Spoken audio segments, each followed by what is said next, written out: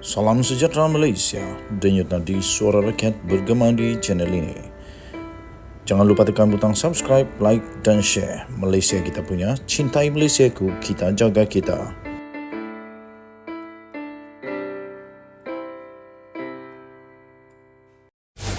Salam sejahtera Malaysia, denyut nadi suara rakyat bergema di channel ini. Tuan-tuan dan puan-puan yang dihormati sekalian, Datuk Seri Anwar Ibrahim, Perdana Menteri Malaysia, sekali lagi mengejutkan Malaysia dengan kenyataan terbaru, dengan pendedahan terbaru yang pasti ramai orang tak sangka berlaku. Tuan-tuan dan puan-puan yang dihormati sekalian, Anwar Ibrahim mendedahkan ada ahli politik yang cium tangan Taikun. Kenapa mau cium tangan Taikun? Cium tangan Taikun tapi serang saya bantu pesawah. Hampis betul lah. Kami pesawah-pesawah, saya pun daripada keluarga pesawah juga ya. Saya dilahirkan daripada keluarga pesawah. Dan kami sangat berterima kasih kepada Datuk Seri Anwar Ibrahim yang membantu pesawah-pesawah memperolehi lebihan bantuan daripada kerajaan. Inilah yang dinanti-nantikan oleh rakyat Bahrain. Tapi bagi ahli politik yang cuba serang Anwar Ibrahim kerana bantu pesawah, lepas tu cium tangan Taikun, apa benda kamu ni? Apa benda kamu ni? Perdana Menteri Datuk Seri Anwar Ibrahim mendakwa dia menerima kritikan daripada sesetengah ahli politik kerana telah meminta usahawan untuk membantu pesawah. Saya fikir apa yang dilakukan oleh Anwar Ibrahim ini patut dilakukan lama dahulu oleh mana-mana Perdana Menteri. Tapi kali ini barulah Datuk Seri Anwar Ibrahim sebagai Perdana Menteri Malaysia berjaya melakukan perkara ini. Anwar Ibrahim berkata, tetapi bila usahawan itu membantu ratusan juta kepada parti politik, ahli politik tersebut cium tangannya. Waduh.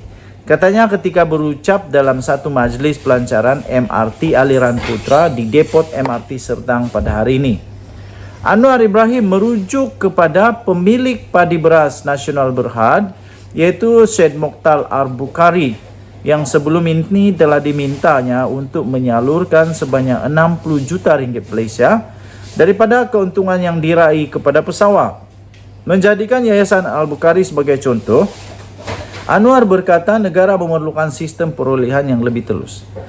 Dan saya ingin ucapkan, kami pesawah-pesawah di negara Malaysia ingin mengucapkan terima kasih, bilion terima kasih kepada Syed Mokhtar Al-Bukhari yang sebelum ini telah pun bersetuju untuk membantu menyalurkan wang bantuan ihsan kepada pesawah-pesawah di Malaysia.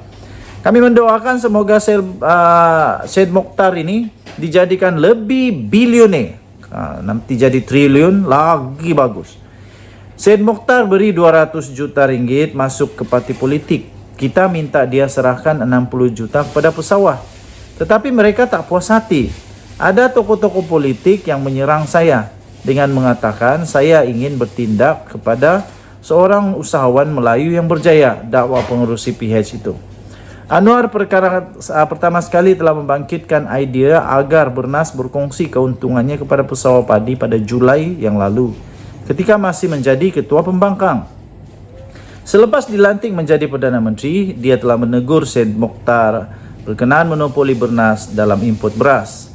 Dia juga berkata Syed Mokhtar akan membuat pembayaran sebanyak 10 juta ringgit Malaysia kepada pesawat yang miskin pada Disember 2022 dan tambahan 50 juta pada tahun ini. Syed Mokhtar memiliki 92% saham Bernas yang dibelinya daripada Sahidan Kasim dan ahli perniagaan Tan Boon Seng pada 2014 yang lalu.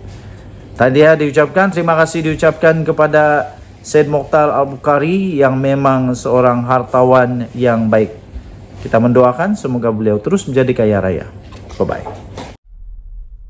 Salam sejahtera Malaysia, denyut nadi suara rakyat bergema di channel ini.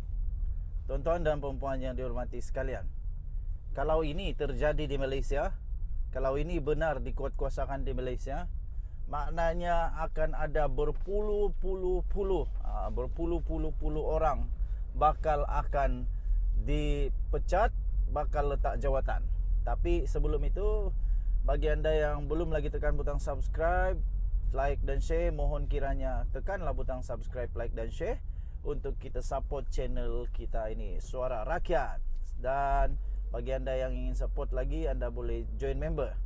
Tuan-tuan dan puan-puan, Bersih mengatakan MP dan Adun sepatutnya dilarang daripada pegang jawatan di dalam GLC.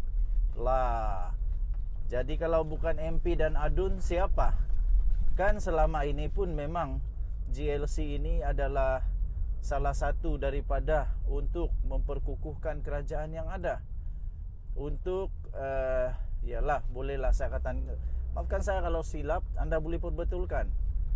Tapi pada pendapat saya, GLC ini dapat memujuk, dapat meredakan ramai orang, terutama bagi MP-MP, adun-adun yang tidak dilantik di dalam Exco ataupun di dalam kerajaan sebagai menteri. Jadi selalunya GLC ini untuk meredakan mereka, untuk supaya kerajaan kukuh. Jadi kalau ini dihentikan, ada masalah juga nanti. Tapi ada juga kebaikan dia. Jadi ada pro dan kontra lah. Gabungan Pilihan Raya Bersih dan Adil, yang dikenali sebagai Bersih, membidas pelantikan beberapa pemimpin politik dalam syarikat berkaitan kerajaan atau lebih dikenali sebagai GLC, dan agensi kerajaan yang disifatkan sebagai tidak selari dengan keputusan kerajaan sebelum ini. Okey, pengerusinya iaitu Thomas Van berkata, selain bercanggah dengan pendirian kerajaan, pimpinan Perdana Menteri Datuk Seri Anwar Ibrahim dan keputusan kabinet sebelum ini, tindakan berkenaan merugikan pengundi. Katanya masa dan perhatian mereka iaitu wakil rakyat akan dibahagikan antara melaksanakan tugas parlimen dan korporat mereka. Ahli parlimen dan adun sepatutnya dilarang daripada memegang jawatan dalam GLC.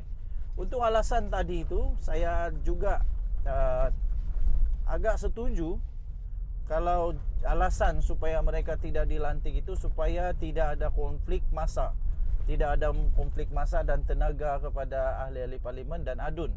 Sebab kalau mereka sibuk dengan syarikat korporat, sibuk juga dengan adun, betul juga ini merugikan pengundi.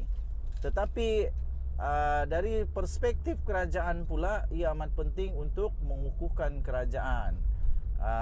Jadi tuan-tuan dan puan-puan, saya fikir politik itu dinamik. Dan anda setujukah kalau saya katakan itu? Kerana ianya bergantung kepada situasi demi situasi. Tetapi untuk sekarang ini, apa yang dilakukan oleh Anwar Ibrahim, tiada pilihan, kena lakukan juga supaya kerajaan ini stabil. Pertama. Kedua, dalam pemilihan kali ini untuk dilantik di dalam GLC, Anwar Ibrahim telah melakukan banyak pembaharuan, iaitu hanya mereka yang layak saja barulah dilantik. Jadi bukan hanya sembarang lantik saja. Apa pendapat anda? Sila tinggalkan komen anda.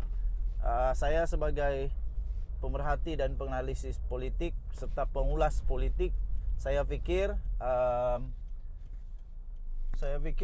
segala keputusan itu dinamik dan bergantung kepada keadaan-keadaan terkini semasa di dalam politik Malaysia. Jadi tidak juga boleh terus orang bilang apa, lantak mati. Apa sudah asal tak boleh. Sebab mengikut juga kepada keadaan terkini. Lain cerita kalau Pakatan Harapan hanya Pakatan Harapan saja sudah boleh membentuk 2/3. Itu mungkin lain cerita. Tetapi oleh kerana sekarang ini kerajaan ini dinamakan Kerajaan Perpaduan, bukan hanya Pakatan Harapan, ada Barisan Nasional, ada Muda, ada GRS, ada GPS, ada Bebas. Jadi dinamika politik itu harus sesuai, selaras dengan keadaan terkini politik negara.